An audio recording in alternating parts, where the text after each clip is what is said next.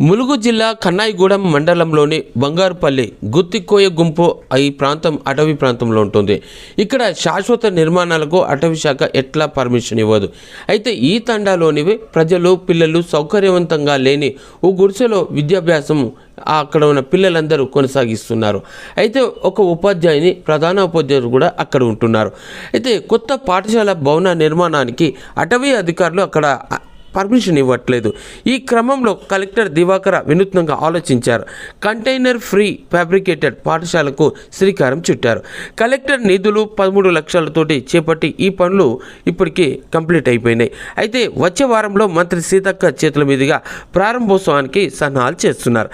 అయితే ఈ కంటైనర్ పాఠశాల 25 అడుగుల వెడల్పు 25 అడుగుల పొడవు ఉంటుంది.